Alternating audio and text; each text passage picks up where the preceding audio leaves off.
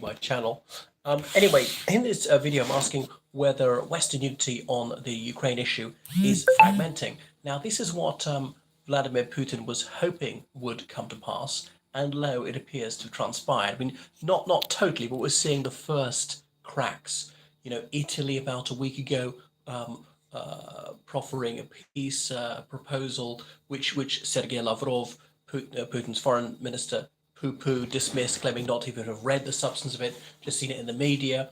So it would suggest that actually Russia's a bit more assured of its position in this war. The Ukrainians seem to have hardened their position as well, saying they weren't going to negotiate till Russia withdrew completely, well, to where they were in February 2022, this year, before the war began. Notice the Ukrainians didn't go so far as say, and they have to withdraw from Luhansk, Donbass, and Crimea, which they'd occupied prior to this war beginning, way back as far as 2014. I mean, they only had half of Luhansk and half of Donbass before this war began, or should I say expanded, because really it's been going on for 8 years. And it has been proven very clearly that appeasing Putin does not work. There were very mild sanctions against him in 2014 that didn't halt him. You know, turning a blind eye about the illegal occupation of Transnistria, that did not stop him. You will never earn any goodwill for him, no matter what he says. He will launch a charm offensive if needs be. He will sing you a lullaby. He will induce a false sense of security and all the rest of it, get you to lower your guard and then attack. No serious action over the invasion of Georgia, legal occupation of some of Georgia, South Ossetia and Abkhazia in 2008, and on and on. You know, acts of terrorism around the world. For example, murdering British citizens in the United Kingdom, with the Salisbury poisoning or the Litvinenko poisoning. There's several other suspicious murders of Russian millionaires in the United Kingdom. Sorry, I should say murders, deaths. They could be natural deaths, but they could be murders. You know, a sort of a healthy man in his 50s goes jogging, drops dead. Okay, that happens sometimes, but he was a known critic of Putin.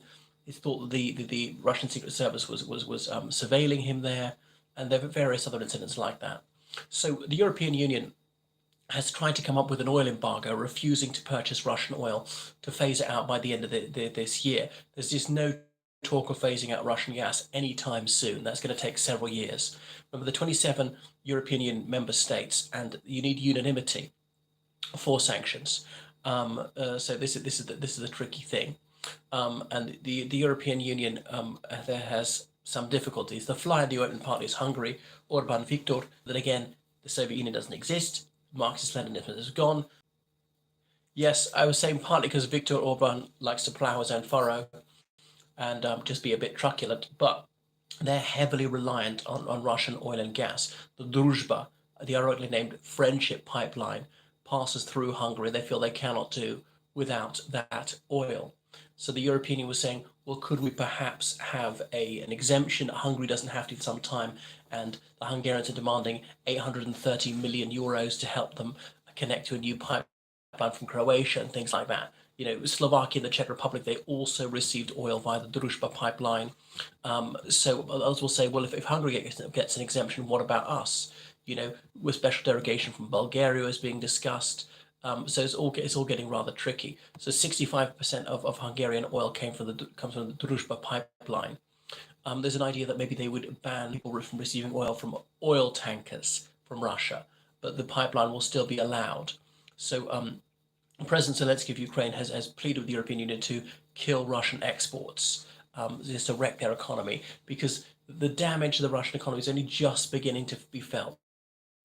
They're running out of components for cars, for missiles, things like that, and there's this manufacturing is just going to grind to a halt. They can try and source them from other places, but that's going to take a few months. They managed to support the ruble, get it to actually quite a high level, but there are downsides to that one. Now, there is another viewpoint here. Simon Jenkins in The Guardian, he posited that actually these are boomeranged. It's hurting the European Union more than it is Russia, which is what Putin claimed. I mean, I think that's bull, but it is hurting the European Union, no question about that. That's the thing about sanctions. When you hurt your former trade partner, you also hurt yourself. That yes, oil and gas prices are high, but you know, Russia's missing out on so much money.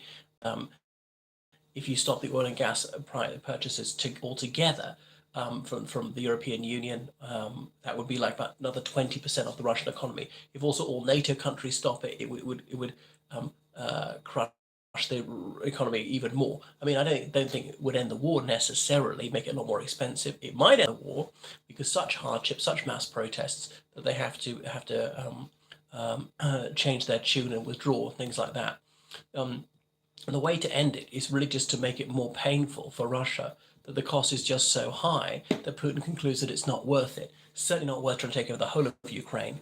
And so the president of France and the chancellor of Germany, they have held out the olive branch. Could some sort of deal be made? And Henry Kissinger, the former US Secretary of State from the early 70s, he says there has to be some sort of peace deal which recognizes Russian suzerainty over Donbass and Luhansk and so on. So that's actually making crime pay.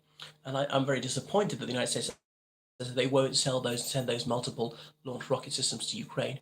The things which are, well, sorry, not ones that could hit into Russia.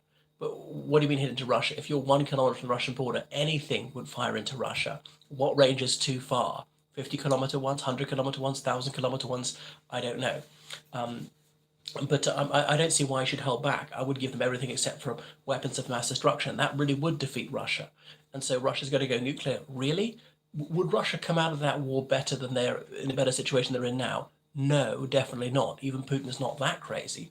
It's to frighten us off. People think that even a 1% chance he's going to do this, then we can't take that risk. I mean, they claim to have 10,000 nuclear warheads. Of course, the Russian government lies massively on everything. So they'll have some. They'll have a few thousand. I don't know how many it is. Do they work that well? I mean, I doubt it. Everything else doesn't work properly. Having said that, I mean, I'm sure at least some of them would hit Western countries. I mean, it's not a thing to take lightly. Even one of these landing in a major city would kill at least hundreds of millions of people.